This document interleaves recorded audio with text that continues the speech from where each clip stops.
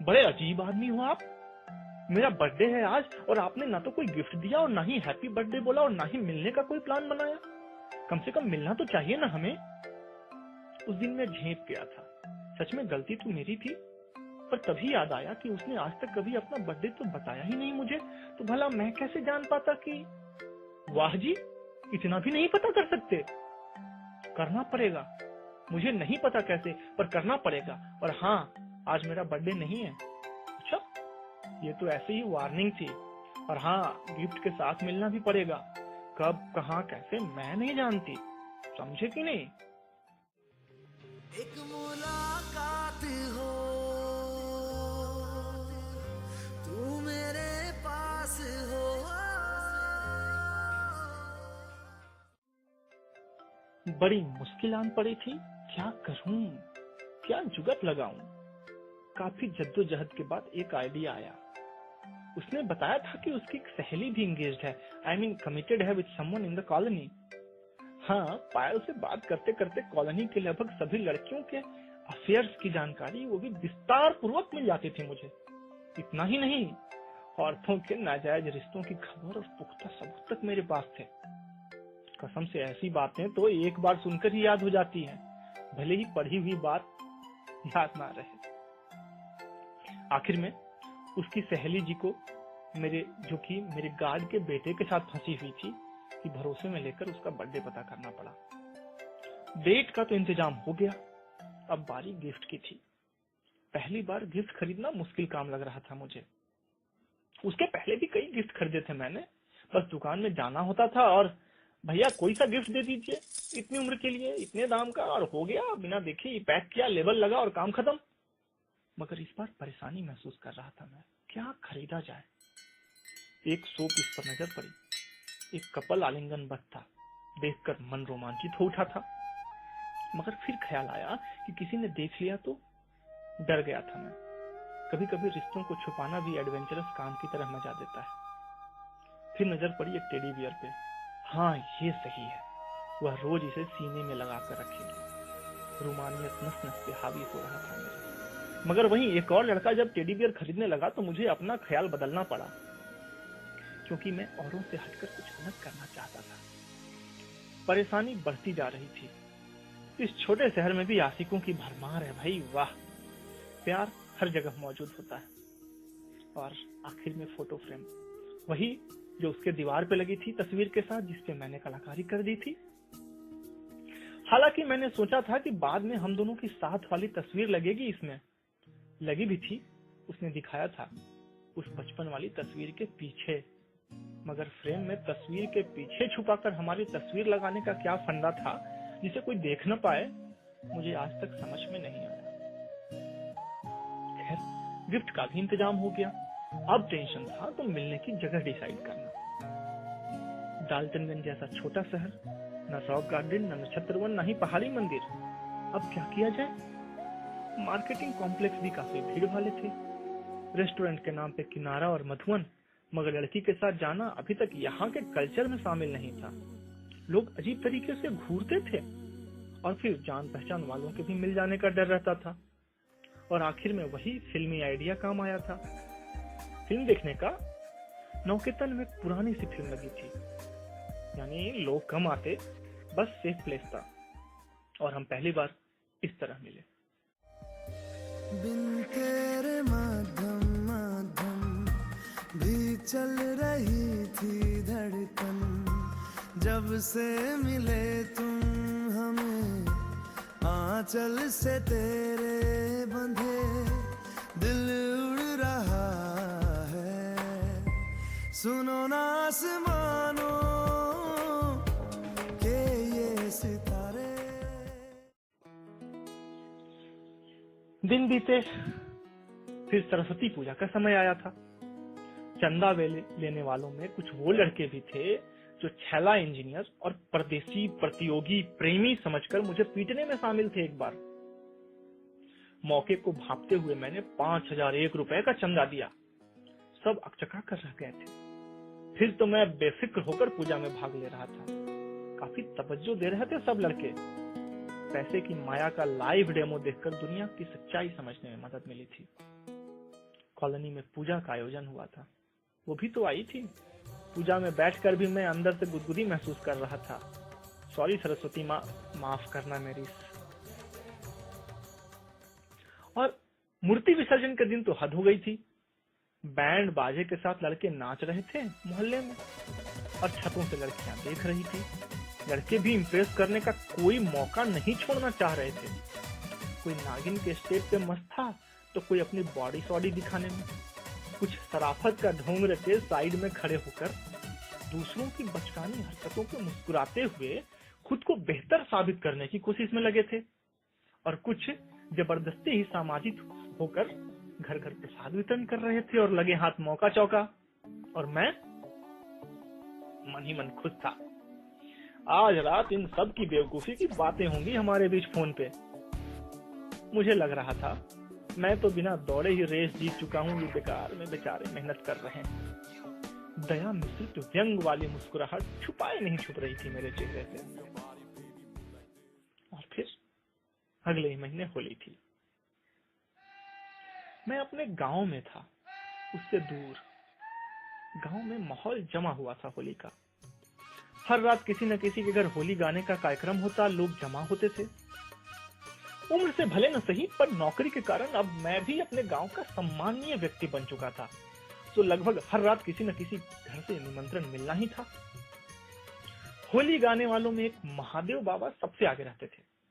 उम्र करीब 55 साल की होगी और उनकी पत्नी का स्वर्गवास 10 साल पहले हुआ था।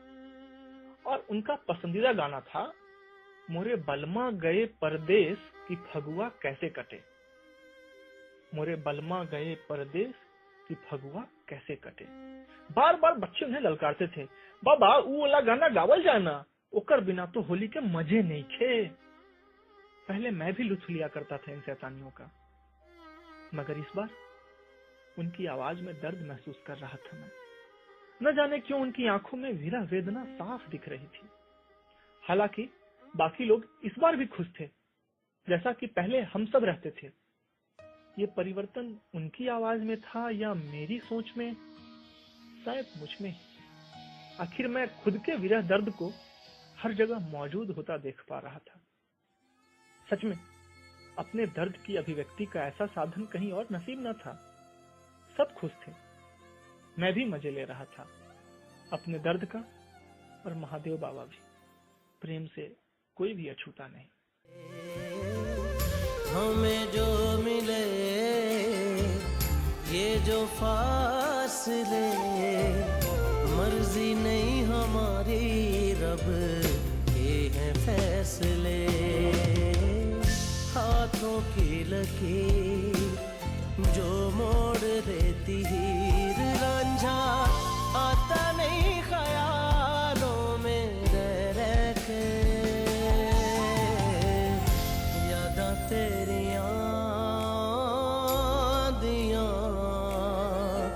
हंजू ले के।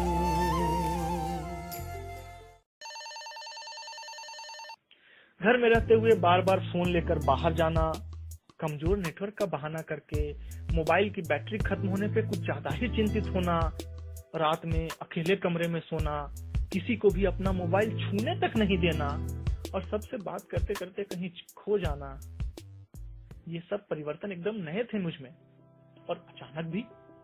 भले मैं समझ रहा था कि कोई नोटिस नहीं कर रहा है, मगर मुझे छोड़कर सब समझ रहे थे। सबको किस्म किस्म की चिंता हो रही थी।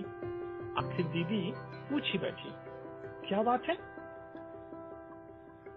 उनके पूछने का तरीका इतना सपोर्टिव था कि मैं खुद को रोक ही न पाया।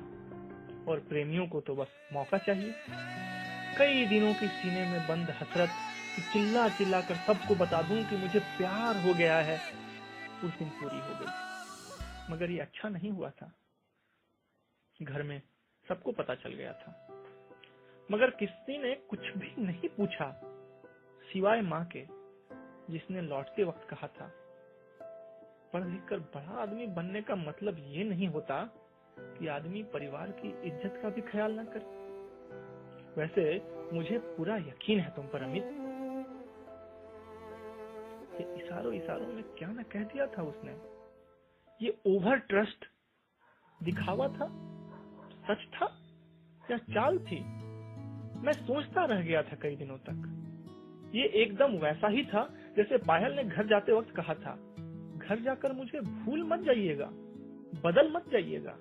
वैसे मुझे पूरा भरोसा है आप पर।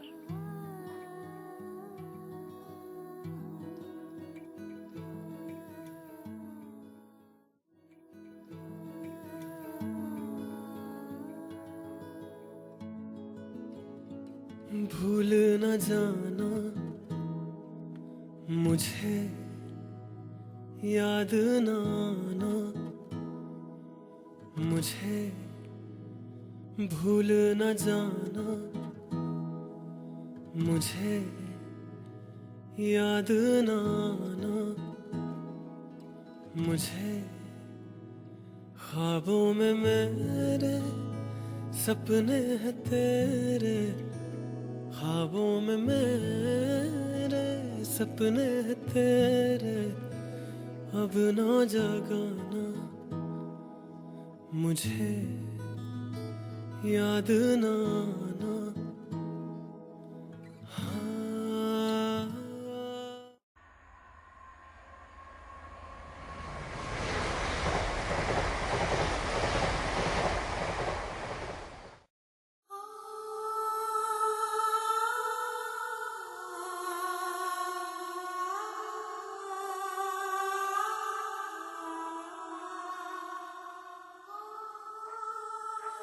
दुविधा, असमंजस, पजल, समस्या, ऐसे ही नकारात्मक शब्द नाचने लगे थे मेरी आंखों पे।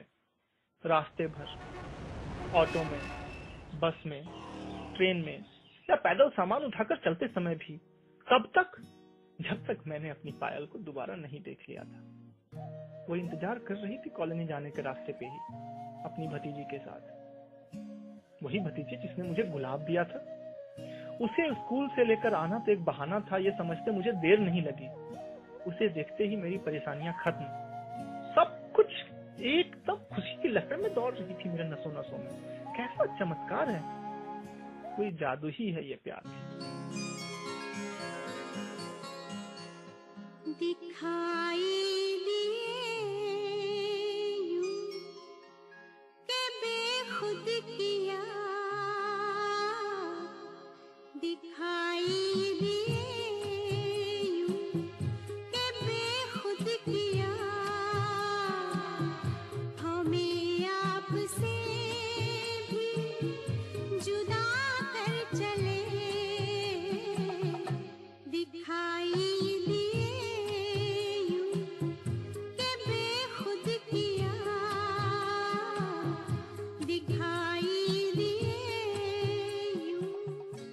और फिर उसके घर में भी पता चला था। कॉलोनी के कुछ जलनखोर लड़कों ने उसके पापा यानी मेहता जी को शराब पिलाकर सब कुछ बता दिया था कि आपकी लड़की उस इंजीनियर के साथ घूम रही है। मगर आश्चर्यजनक रूप से वे सब खुश थे और मेरी दुविधा बढ़ती जा रही थी। मेहता जी ने एक दिन कहा था, पायल का बीए का एग्जाम है, अगर शाम में या कभी भी आपके पास टाइम है तो उसे थोड़ा पढ़ा दीजिएगा क्या? अंग्रेजी में जरा सा परेशानी है बिटिया को। मुझे समझ में नहीं आया कि मैं खुश हो जाऊं या डरूं, क्योंकि घर जाकर ट्यूशन पढ़ाना, पायल से मिलने की समस्या का इससे अच्छा उपाय कुछ भी नहीं हो सकता था। मगर मेरे मन में शक के बीज पड़ गए थे। कहीं मेहता जी ने ही तो पायल को नहीं उकसाया था मुझे प्यार में फंसाकर शादी करने के लिए? क्योंकि ऐसे किस्से मैं अपने दोस्तों से सुन चुका था। खैर, अब तो सप्ताह के 2-3 शामें पायल के ही घर में कटती। प्यारी इतनी लगने लगी थी कि शक गायब हो जाता मेरे मन से। हमारी बातों के विषय पास पड़ोस से निकलकर फ्यूचर प्लानिंग तक पहुंच चुके थे।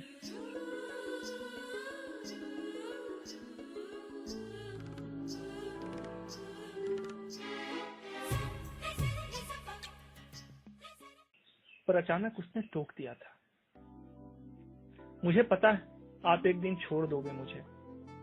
मैं आपके लायक नहीं हूं ना, उम्र में भी कम हूं, जात में भी कम हूं, औकात में भी कम हूं। आप मान भी गए तो क्या आपके घर वाले राजी होंगे? मेरी तरफ से निश्चिंत रहिए, मैं तो घर वालों को मना चुकी हूँ। बड़ी दीदी की शादी में सारी जमीन बेचनी पड़ी थी, तो मेरे लिए दहेज देना तो पापा के बस की बात नहीं, और इसलिए मैं जिससे मन उससे शादी कर सकती हूँ, लेकिन समय रहते, वरना फिर वो जिससे चाहे बिना नानुकुर किए मुझे बंधना पड़ेगा। तो क्या इसलिए मुझे अपने चक्कर में फंसाया है तुमने? मुझे ये नहीं पूछना था, मगर क्या करता। मुझे पता है कि आप यही सोचेंगे। वैसे भी मेरी बात आपको साजिश लगती है, मगर आप ही बताइए कि अगर माँ बाप प्यार का साथ दे दें तो क्या प्यार झूठा हो गया? और इंजीनियर साहब, अगर मेरे माँ बाप विरोध नहीं कर रहे तो इसका मतलब ये नहीं कि मेरा प्यार झूठा या फरेब है। उनका विरोध नहीं करना मेरे प्यार का उनकी खुली मानसिकता नहीं, बल्कि मजबूरी है मिस्टर। वैसे एक बात और है कि कौन माँ बाप नहीं चाहेगा कि उसकी बेटी संपन्न परिवार में जाए। लेकिन एक बात याद रखिएगा, आप मना भी कर देंगे ना तो मैं आप पर कोई दबाव नहीं डालूंगी। लेकिन मैं किसी और के साथ खुश नहीं रह पाऊंगी। हमें तुमसे प्यार है कैसे कहें, ये दिल बेकरार है कैसे कहें। हमें तुमसे प्यार है कैसे कहें, ये दिल बेकरार है कैसे कहें। ख्यालों में हर पल तुम्हें देखते हैं सनम, तुम्हीं पे फिदा है दीवाने तुम्हारे हैं हम। हमें तुमसे प्यार है कैसे कहें। हालांकि उसकी दलीलों से मैं कमजोर पड़ गया था और आंसुओं को रोकना मुश्किल था। ढेर सारे वादे मुंह से निकलने लगे थे, जो भले अस्थाई न थे मगर तत्काल दिल को ठंडक पहुंचाने के लिए काफी थे। कभी कभी झूठी बातें भी खुशनुमा इफेक्ट डालती है और तरसंगत भी। भले उसके प्यार पे शक हो गया था मुझे, मगर फिर भी उसका किसी और के साथ जाना मुझसे बर्दाश्त नहीं हो रहा था। मैं प्यार करूं या न करूं, वो मुझे प्यार करे या ना करे, मैं किसी और के साथ उसे जाते नहीं देख सकता था। ये ओवर पॉजिटिवनेस, अजीब छटपटी, बेचैनी। बस और 2 महीने, फिर पापा की नौकरी खत्म, हम चले जाएंगे अपने गांव। फिर आपको सताने वाला कोई नहीं होगा इंजीनियर साहब। वैसे भी बहुत परेशान करते हैं ना हम आपको, आपका बहुत समय भी बर्बाद करते हैं हम। मगर एक रिक्वेस्ट है, क्या ये आखिरी 2 महीने हम पहले की तरह प्यार से बिता सकते हैं, बिना आपके शक के? फ्यूचर में क्या होगा मुझे नहीं पता, मगर प्रेजेंट में खुश रहकर फ्यूचर के लिए मीठी यादों को तो बटोरा जा सकता है ना। क्या ये बहुत मुश्किल है?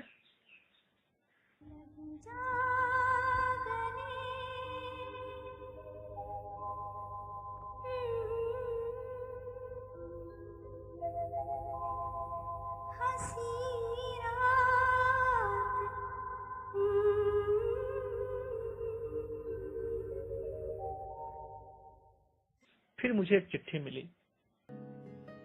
छोड़िए ना, बेकार में टेंशन ले रहे हैं आप। वक्त है हर जख्म को भर देता है। समय के थपेड़े यादों को धुंधला कर ही देते हैं। जिस फैसले पर बाद में आपको पछतावा हो, उसकी वजह मैं नहीं बनना चाहती। और फिर प्यार का अंतिम उद्देश्य शादी ही तो नहीं है ना। जरा सोचिए, अगर शादी के बाद भी आपके मन में शक न गया तो क्या हम खुश रह पाएंगे? अगर आपको अपने परिवार से अलग होना पड़े तो क्या मुझे अच्छा लगेगा? फिर तो आप मुझसे भी नफरत करने लगेंगे, जो मैं कभी भी बर्दाश्त नहीं कर पाऊंगी। और फिर ठीक ही तो कहा गया है ना,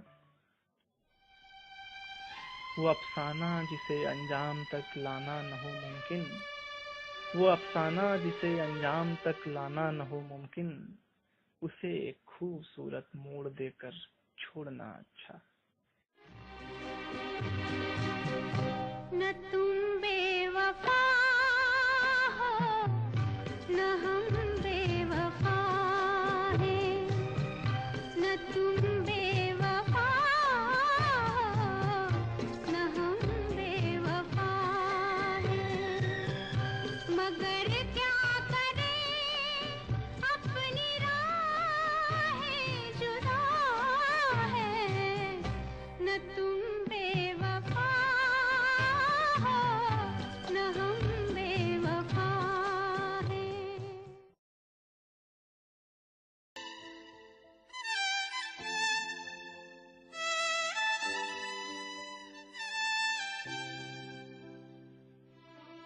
वो चली गई।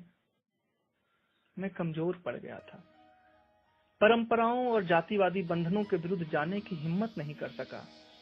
उसका प्यार झूठा नहीं था, मेरा शक बेवजह था। मैं खुद को कोस रहा था।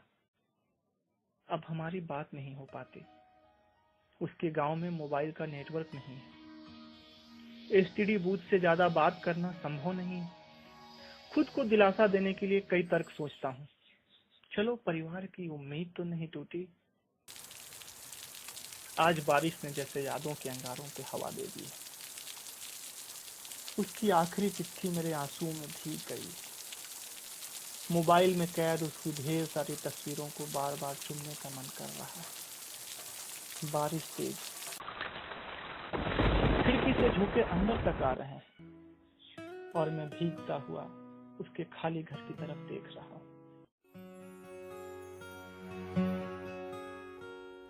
एक कुड़ी जिदा ना मोहब्बत गुम है, गुम है, गुम है। एक कुड़ी जिदा ना मोहब्बत गुम है, गुम है, गुम है।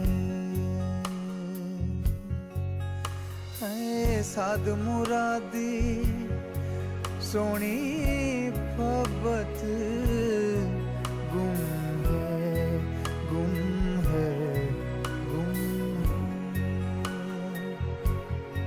गुम है, गुम है, गुम है।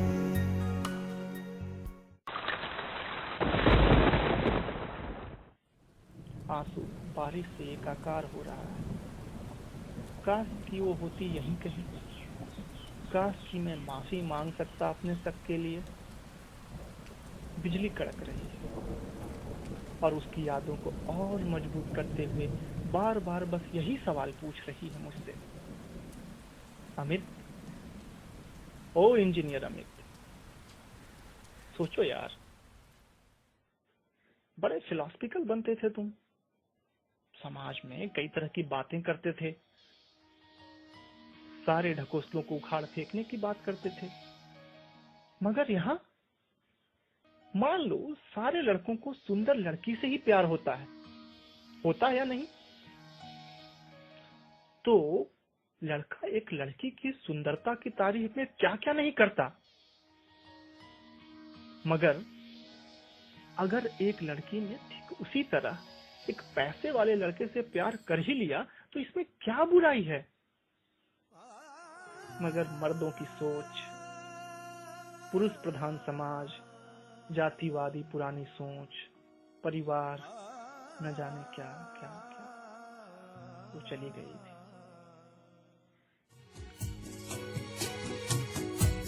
आओगे जब तुम साजना, आओगे जब तुम साजना, आंगना फूल खिलेंगे,